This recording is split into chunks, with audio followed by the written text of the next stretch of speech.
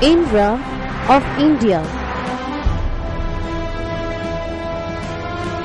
Being the first woman Prime Minister of India and an influential leader in a male-dominated society, Indira Gandhi, a symbol of feminism in India, was born on November 19, 1917 into the politically influential Nehru family.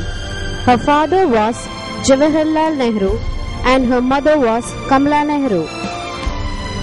She was called the child of revolution because the Russian October Revolution was going on at the time of her birth.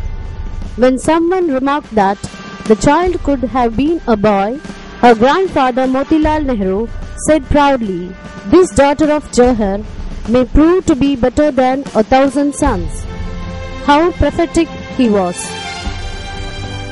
It is a common myth to relate the name Gandhi with Mahatma Gandhi, but her surname is from her marriage to Firoz Gandhi. Her grandfather Motilal Nehru was a prominent Indian nationalist leader. Her father Jawaharlal Nehru was a pivotal figure in the Indian independence movement and the first Prime Minister of independent India. In 1934, Indira joined Shantiniketan, an institution set up by the Rabindranath Tagore, who gave her the name Priyadarshini. Priya means pleasing, Darshini means to look at. Subsequently, she went to England and sat for the University of Oxford entrance exam. During this period, she was frequently meeting Firoz Gandhi, whom she knew from Allahabad and who was studying at the London School of Economics.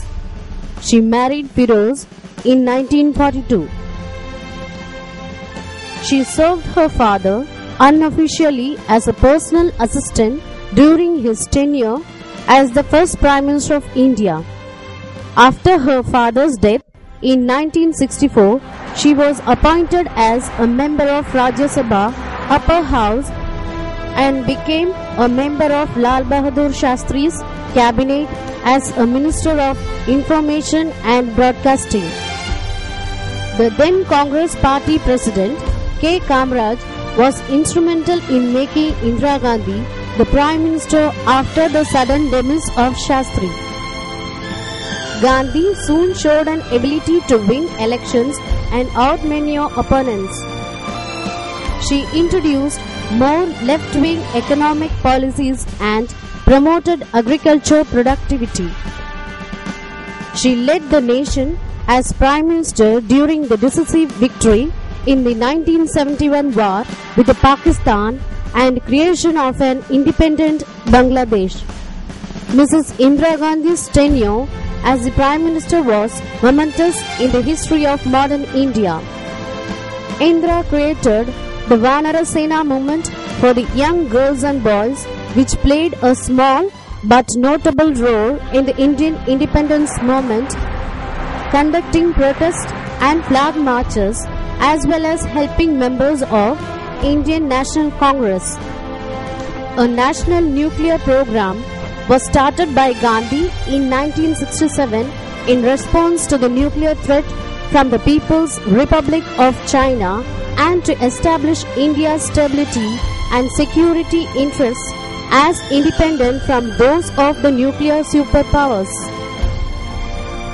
In 1974, India successfully conducted an underground nuclear test, unofficially codenamed as Smiling Buddha, near the desert village of Pokhran in Rajasthan. Describing the test as for peaceful purposes, India became the world's youngest nuclear power. In 1969, she nationalized the banks which were in private hands. People welcomed this measure. It was followed by the abolition of Privy Purse, which the former rulers of small kingdoms of British Raj in India were enjoying. In 1970, Indira Gandhi had to tackle the refuge problem, for whom she created Bangladesh. Hailing her as a great avatar, one of the leading members from the opposition benches, said Prime Minister Indira Gandhi has not only made history but also made geography. The international press called her as the most powerful woman in the world. But she did not rest on her laurels. The downfall of Indira Gandhi began after India won the war against Pakistan in 1971. The Allahabad High Court found Indira Gandhi guilty with electoral corruption for the 1971 elections. In 1975, Indira Gandhi called a state of emergency under Article 352, in which she ordered the arrest of her opposition, who later joined together and formed the Janata Party. In 1977, Indira Gandhi and her party, Indian National Congress, lost the election to the Janata Party. She was out of power for only 3 years. The year 1980 saw strange things happening. There was infighting amongst the coalition partners of the government. She took full advantage of this, and the elections held in 1980, like a phoenix, she staged a successful comeback. Right from the mid-70s, there was unrest in Punjab. A few misguided youth in Punjab took to violence and they posed a threat to law and order and peace. They holed up inside the Golden Temple, Amritsar, and were shaking the very roots of the united India. Indira Gandhi had to take firm steps to flush them out when things went out of control. She had to use the military power through Operation Blue Star to put an end to terrorism in Punjab.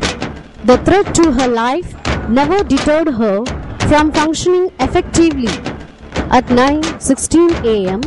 on the 31st October 1984, while she was walking briskly down her residence to her office next door, 2 of her own security guards shot her with pistol and Sten machine carbine.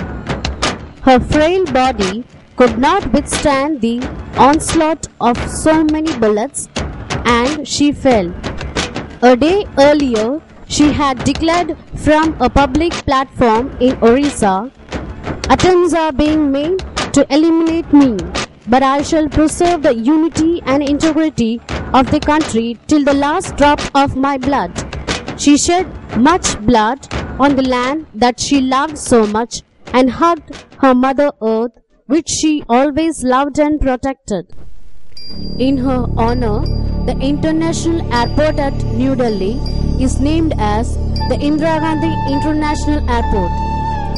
The Indira Awas Yojana, a program of the central government to provide low-cost housing to the rural poor, is named after her. Indira Gandhi enjoys widespread popularity in Russia and other Soviet states like Ukraine and Georgia as a symbol of feminism. Even many girls in and around of our country have been named Indira. We salute the bravery and courage of this most powerful woman of the world.